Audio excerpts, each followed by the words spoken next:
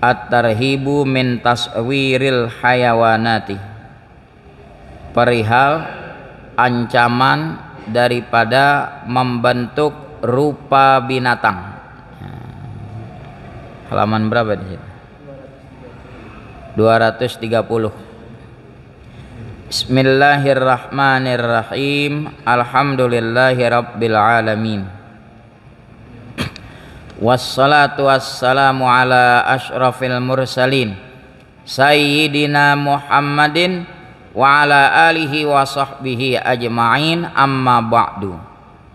Fa inna asdaqal hadits kitabullahi ta'ala wa khairal hadi hadiyu Muhammadin sallallahu alaihi wasallam wa syarral umuri muhdatsatuha wa kulla muhdatsatin bid'ah wa kulla bid'atin dhalalah wa kulla dhalalatin finnar.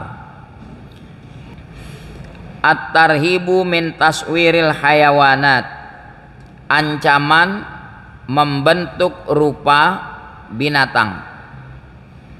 An Umar radhiyallahu an, dari Umar radhiyallahu an, anna Rasulullah sallallahu alaihi wasallam qala, bahwa Rasulullah sallallahu alaihi wasallam bersabda, innal ladzina yasnauna hadhihi suwara, sesungguhnya orang-orang yang membuat rupa, membuat bentuk makhluk hidup, yu'adzabuna yaumal qiyamah, mereka akan disiksa di hari kiamat. Yuqalu lahum, dikatakan kepada mereka, ahyu ma khalaqtum, hidupkan apa yang kalian ciptakan. Hadis riwayat Bukhari dan Muslim dan Nasa'i. Wa an Ibni Mas'udin radhiyallahu anhu qala, dari Abdullah bin Mas'ud radhiyallahu anhu berkata, sami'tu Rasulullah sallallahu alaihi wasallam yaqul, aku mendengar Rasulullah sallallahu alaihi wasallam bersabda, inna asyaddan nasi adzaban yaumal qiyamati, sesungguhnya paling keras manusia siksaannya di hari kiamat adalah al-musawwirun, orang-orang yang membentuk rupa makhluk hidup. Hadis riwayat Bukhari dan Muslim. Wa an Abi Hurairah radhiyallahu anhu qala, dari Abi Hurairah radhiyallahu anhu dia berkata, sami'tu Rasulullah sallallahu alaihi wasallam yaqul, aku mendengar Rasulullah sallallahu alaihi wasallam bersabda, qala Allahu azza wajal, berfirman Allah azza wajal. Ini hadis qudsi. Wa man azlamu mimman dzahaba yakhluqu ka khalqi, tidak ada yang terlebih zalim daripada orang yang pergi menciptakan sebagaimana menciptakannya aku. Falyakhluqu dzarratan, silahkan dia ciptakan dzarrah,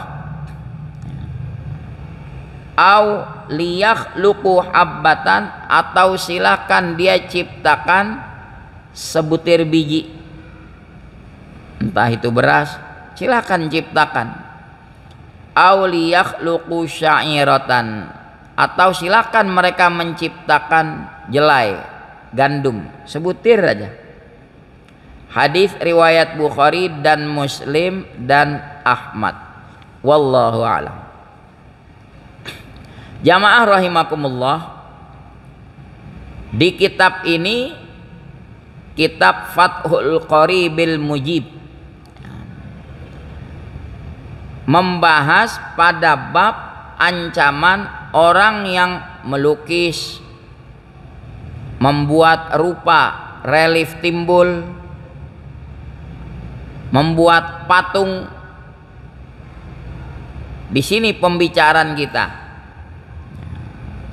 namanya membicarakan hukum at-taswir, hukum menggambar, melukis, apakah mutlak ditolak, diharamkan, atau ada yang dibolehkan. Keterangan di bawah, i'lam anna taswiral jamadi wan nabati muttafaqun ala jawazihi indal ulama'i.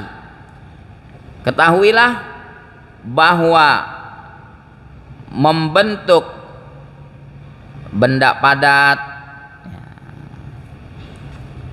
kalau melukis barang benda padat,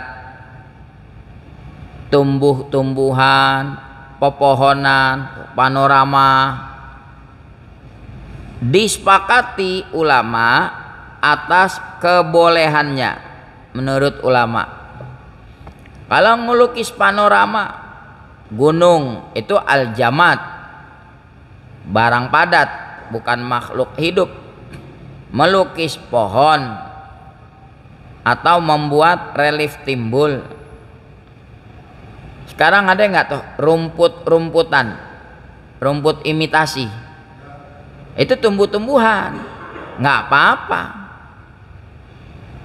Ulama sepakat boleh, kalau yang itu boleh.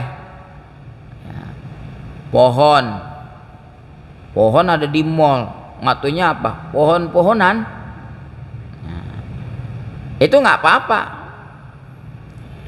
Bidalili ifta'il habri ibni Abbasin radhiyallahu anhuma, dengan dalil fatwanya orang yang alim yaitu Ibnu Abbas radhiyallahu anhuma, lisa ilihi, kepada orang yang bertanya. Jadi ada orang bertanya kepada Abdullah bin Abbas, kalau membuat rupa pohon, membuat rupa misalnya batu, kan tukang suka bikin tuh air terjunan, batunya buatan apa asli? Buatan. Jadi ada orang nanya kepada Ibnu Abbas, kata Ibnu Abbas biqaulihi fa alaika bil jamadi wan nabat, boleh ya. Alaika maknanya ilzam, lazimkan. Kalau pengen melukis, membuat rupa, silahkan al jamad, benda yang padat kayak gunung, batu-batuan, wan nabat, tumbuh-tumbuhan, itu boleh. Kama waroda indal Bukhari, sebagaimana datang keterangan pada riwayat Bukhari. Wa kadza ittikhadhu lu'batin lil banati alal arjahi jaizun. Begitu juga membuat boneka-bonekaan. Kan kita punya anak perempuan, ya, itu ada boneka-bonekaan. Menurut qaul yang paling arjah, yang paling kuat, itu jaizun, boleh. Tujuannya apa? Litamrinihinna ala khidmatil manzil, untuk melatih itu anak-anak perempuan untuk merawat rumah, berkhidmat di rumah. Itu salah satu edukasi begitu. Lihat anak kita, ada boneka, ada patiduran, ada kursi-kursian, meja-mejaan. Dalilnya apa boleh?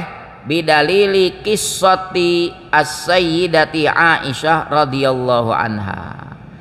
Dalil kisah Sayyidah Aisyah. Siti Aisyah punya boneka. Dia dikawinin Nabi umur 6 tahun. Tapi didukhulnya umur 9 tahun, artinya 9 tahun ini wanita sudah dewasa karena sudah mengalami haid. Ya. Diakad nikahin umur 6 tahun. Ini yang jadi bahan bidikan sama orientalis barat. Dianggap Nabi doyan daun muda, anak gadis di bawah umur dikawinin. Padahal itu akad nikah, belum didukhul. Sekarang kita ini mesti cermat dan waspada. Agenda mereka bagaimana menjauhkan umat dari agamanya. Ya. Profesor Baharun sudah mengingatkan. Yang masih ramai dibidik masalah nasab. Ba'alwi bukan keturunan habaib. Nah, rupanya mereka punya agenda udah kagak sabaran. Sekarang kiainya, ya, lihat Trans 7 bagaimana membuat narasi. Kiainya enak pakai mobil Alphard, santrinya begini. Itu bidikannya apa? Penonton melihat, saya udah nggak mau masukin lagi anak ke pesantren. Kiainya begitu. Kiai miskin dihina, kiai punya usaha kaya difitnah. Lalu maunya gimana?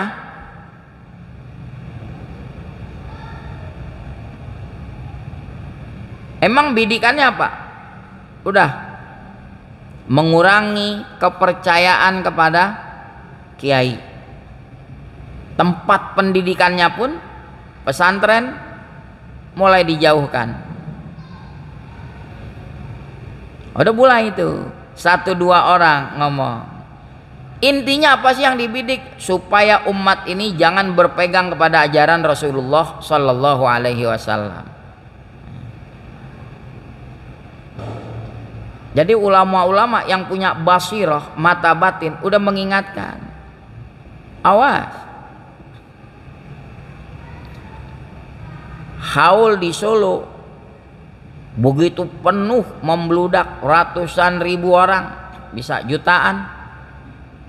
Masa cuma ecek-ecek menolak kedatangan orang Yaman, Ba'alwi,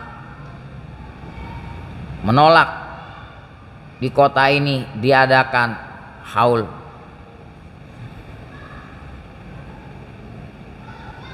Tanamkan hadirin di hati anak-anak kita, nak, berpegang teguh kepada agama. Salah satu bentuknya apa? Tanamkan di hatimu, nak, tetap cinta kepada para habaib, para ulama. Jangan kau punya sikap a priori tidak suka terhadap pesantren. Tanamkan di hati anak-anak kita cinta kepada orang berilmu.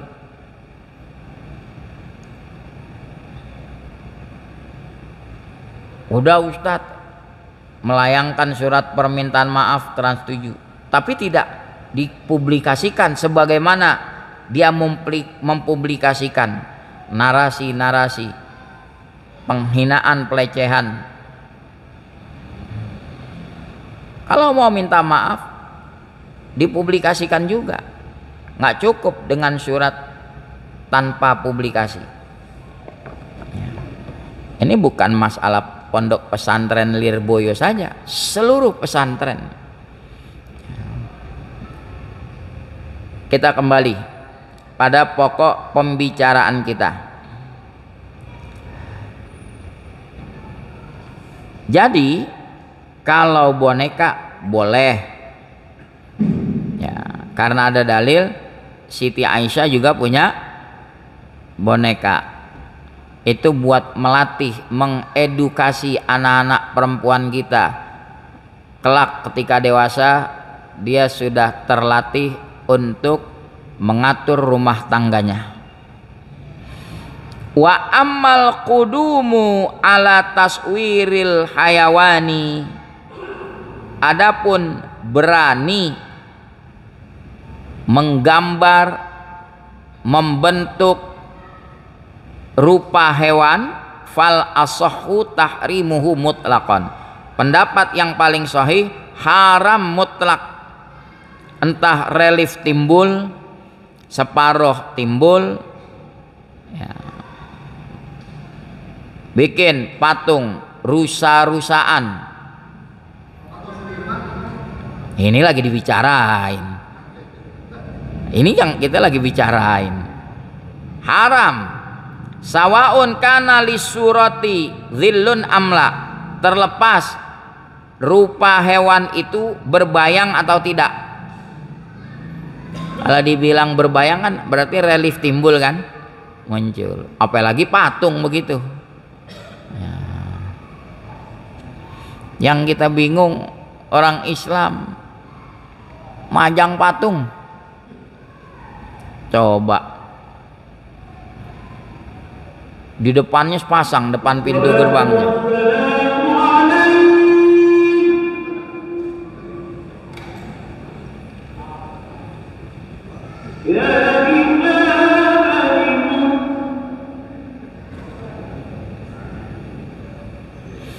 Ya. Jadi patungnya matanya belok, kupingnya caplang, giginya ke depan, calingnya, perutnya buncit, katanya buat menjaga. Lah dirinya aja nggak bisa dia lindungin, gimana jagain orang? Masih ingat cerita Habib Salim bin Jindan? Kan tempat tinggal beliau sebelah Youth Center Jakarta Timur itu, Polonia. Beliau nggak biasanya melakukan perbuatan yang nyeleneh, majang patung Bunda Maria. Kaget orang, waduh, Habib mengkultuskan nih. Tapi nggak ada yang berani tanya. Sampai satu waktu orang memberanikan diri. Bib, masa Habib majang patung di pelataran rumah? Kata beliau, biarin, emang sengaja. Tambah bingung lagi orang. Maksudnya gimana Bib? Ih sengaja. Orang lalu lalang lihat rumahannya ada patung, biar mikir pakai nalarnya. Dia kehujanan gak ada yang ngelindungin, dia kepanasan kagak ada yang ngademin. Biar mereka pikir yang begini pantas dikatakan sebagai Tuhan. Oh, jadi ada pesan di situ. Setelah orang-orang paham, udah nggak dipajang lagi. Ya. Nanti jangan ikut-ikutan. Patung dari Bali pajang kenapa? Biar nguji keimanan aneh. Ya, bukan tingkatan kita tuh. Kita lanjutkan. Wasawaun kanatis suratu kamilatan au naqisatan. Sama ada rupa patungnya itu sempurna atau tidak sempurna. Artinya separuh doang. Patungnya misalnya kagak ada kakinya, tetap aja kagak boleh bikin begitu. Ya. Wasawaun kanat taswiru bilyat. Sama ada membentuk patungnya dengan tangan, au bi alatin, pakai alat, kat taswiri syamsi. Ya. Seperti rupa jepretan bayangan matahari. Wala taghtarra biman abahahu, jangan terperdaya pada orang yang membolehkannya. Fa innal ahaditsat dallata ala tahrimit taswiri ammatun. Hadis-hadis yang menunjukkan keharaman membuat rupa patung binatang, makhluk hidup itu umum. Kama la yakhfa ala man nadhara fi fahwaha wa ta'ammal maknaha bi ainil insafi wat tabsi. perhatikanlah makna hadis ini dengan pandangan kesadaran. Wa qad jaa 'alan nasi zamanun aduwan fihi taswiru minal funun. Telah datang pada manusia satu zaman, ya, adu, ya, bukan aduan, adu. Mereka menganggap bahwa membuat patung itu bagian daripada seni. Dalilnya kan begitu. Ini kan seni. Zaman Habib Salim bin Jindan belum ada tuh patung-patung peringatan. Beliau tegur langsung Bung Karno, kowe orang Islam, jangan coba-coba bikin patung. Patung-patung peringatan, patung pembebasan Irian, patung anak. Ditegur sama Habib Salim bin Jindan.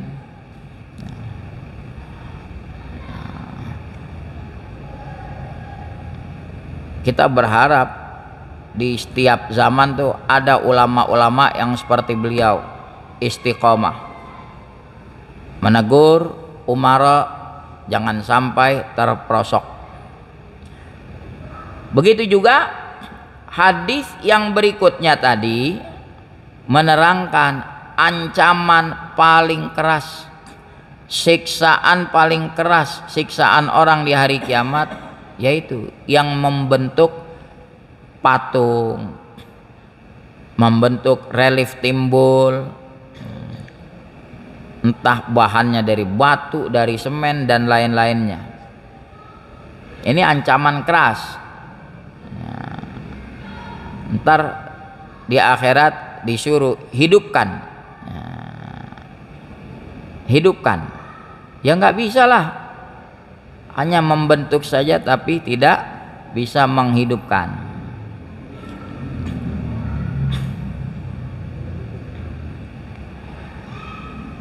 Kita lihat ke syarah, ma'anna taswira minal kabair. Padahal membentuk patung rupa tadi termasuk dosa besar. Wal musawwiruna min asyaddin nasi adzaban yaumal qiyamah. Yang membentuk rupa hewan tadi, makhluk-makhluk hidup, termasuk manusia yang paling keras siksaannya di hari kiamat. Terakhir hadis tadi dari Abi Hurairah. Dia bilang, aku mendengar Rasulullah bersabda, Allah berfirman. Berarti hadis qudsi. Kalau hadis qudsi tidak melalui perantara malaikat Jibril, langsung dari Allah kepada Nabi Muhammad. Beda dengan wahyu Al-Quran, melalui perantara malaikat Jibril. Apa kata Allah? Waman azlamu, tidak ada manusia yang lebih zalim mimman zahaba yakhluq, daripada orang yang pergi untuk menciptakan, membuat makhluk hidup. Nah, belakangan robot gimana itu? Berbentuk manusia nggak? Ada yang berbentuk manusia, ada yang berbentuk mobil. Nah, kalau berbentuk makhluk hidup manusia, berbentuk anjing, harganya mahal lagi, 3 miliar. Di cross check nggak nyampe 3 miliar. Ya Allah ya Rabbi ya Karim. Sekarang orang nanyanya sama robot, itu sama juga. Pokoknya membentuk rupa makhluk hidup, manusiakah, binatangkah, haram. Lah kalau haram belinya haram juga.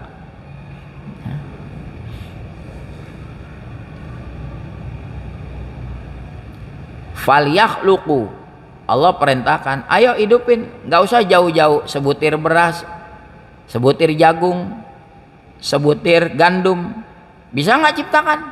Cuma sebutir aja, nggak mampu. Sampai segitunya tuh Allah marah. Kenapa? Jangan sampai manusia terkesan menyaingi ciptaan Allah Subhanahu wa ta'ala. Enggak akan mampu manusia. Walaupun kecerdasan manusia begitu hebat, enggak akan mampu. Jadi jangan melanggar larangan Allah Subhanahu wa ta'ala.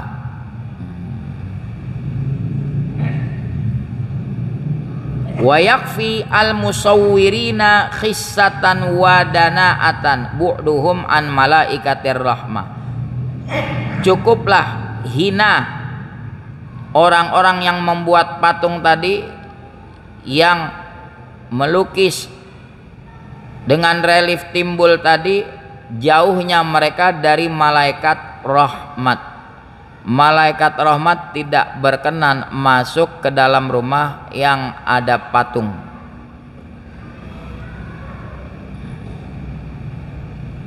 Kalau boneka kan boleh tadi kan, boneka. Di luar itu tidak ada dalil yang membolehkan.